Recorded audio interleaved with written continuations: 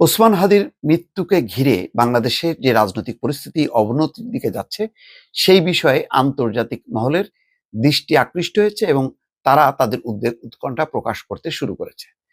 জাতিসংঘ মানবাধিকার কমিশনের প্রধান ফলকার তুর্ক একটি বিবৃতি দিয়েছেন।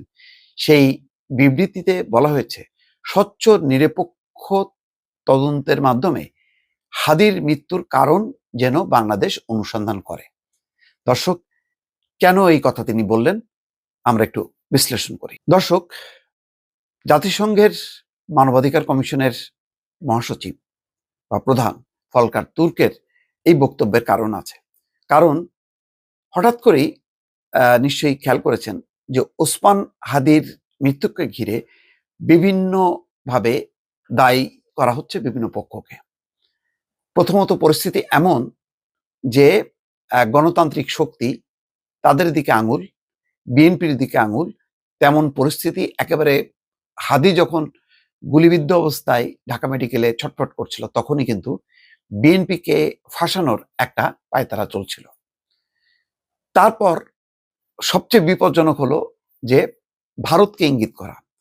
ভারতে ওসমান হাদির হত্যাকারীরা পালিয়ে গেছে, ফয়সাল দাউদ এবং তার সহযোগীরা পালিয়ে গেছে, এমন একটি ধোঁয়া তোলা হলো এবং এটি নিয়ে বাংলাদেশের পররাষ্ট্র মন্ত্রণালয় প্রথমে তলব করলো ভারতীয় হাইকমিশনকে এবং বলা হলো যদি আশ্রয় নেয় তাকে যেন গ্রেপ্তার করা হয়। এই যে যদি আশ্রয় নেয় তাহলে গ্রেপ্তার করা হয়, সাথে সাথে ভারত বলল যে বিশ্বাসযোগ্য তদন্ত ছাড়াই ভারতকে দায়ী করা হচ্ছে। অর্থাৎ ভারত বলতে চাইলো যে ওসমান হাদির হত্যাকারীরা ভারতে আসেনি বা ভারত সরকার আশ্রয় দেয়নি। কিন্তু এই পাল্টাপাল্টির অবস্থানের মধ্যেই একটা শক্তি উত্থান ঘটলো। তারা ভারতীয় আধিপত্যবাদ, সম্প্রসারণবাদ, এই রাজনৈতিক বয়ান একটা তৈরি করে এমন একটি শোরগোল তুলল যে একেবারে বলাই হচ্ছে যে ভারত হচ্ছে এর জন্য দায়ী এবং ভারতের সাথে সম্পর্ক ছিন্ন করো। ইতিমধ্যে আলটিমেটাম পর্যন্ত দেয়া হয়েছে এবং নানা পক্ষের দিকে তাদের আক্রমণ। তাদের সেই আক্রমণে ডেইলি স্টার, প্রথম আলো ভবন একেবারে জ্বলে পুড়ে ছারখার হয়ে গেল। তাদের আক্রমণ হলো ছায়ানটে, তাদের আক্রমণ হলো এমনকি সাংস্কৃতিক সংগঠন একটি, সেটিও আমি দর্শক একটু নাম বলছি আপনাদেরকে। কিছুক্ষণ আগে ঘটনাটি ঘটেছে, সেটি হচ্ছে উদীচী শিল্পগোষ্ঠী।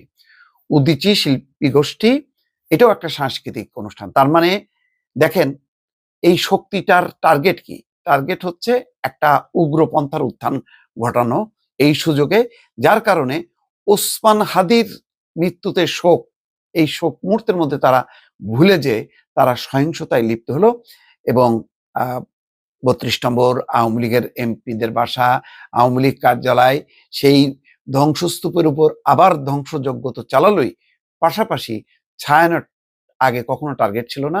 সেই ছায়ানট যদি হুমকির মুখে ছিল, সেই ছায়ানটে রাজধানীর যারা শিশু, কোমলমতি শিশুরা, তারা যেখানে সাংস্কৃতিক চর্চা করে, গান গায়, সেই জায়গায় আঘাত করলো।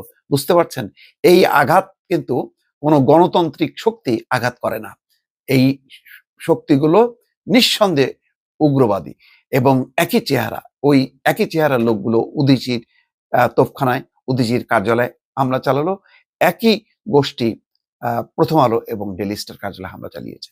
সুতরাং এই প্রেক্ষাপটে বোঝাই যাচ্ছে যে উগ্রপন্থীরা একটা অজুহাত খুঁজতেছিল, তারই বহিঃপ্রকাশ তারা ঘটালো এইভাবে আক্রমণগুলির মধ্য দিয়ে এবং সামনে নির্বাচন, গণতান্ত্রিক উত্তরণ সবকিছুকে একদম ধূলিসাৎ করার পরিস্থিতি তৈরি করলো। সেই কারণেই জাতিসংঘের মহাসচিব ফলকার তুর্ক তিনি আহ্বান জানিয়েছেন যে যাতে একটি বিশ্বাসযোগ্য একটি তদন্ত করা হয়, স্বচ্ছ নিরপেক্ষ তদন্তের মধ্য দিয়ে, যে হাদির হত্যার মূল কারণ এবং রহস্য উন্মোচন করার জন্য তিনি আহ্বান জানিয়েছেন। দর্শক।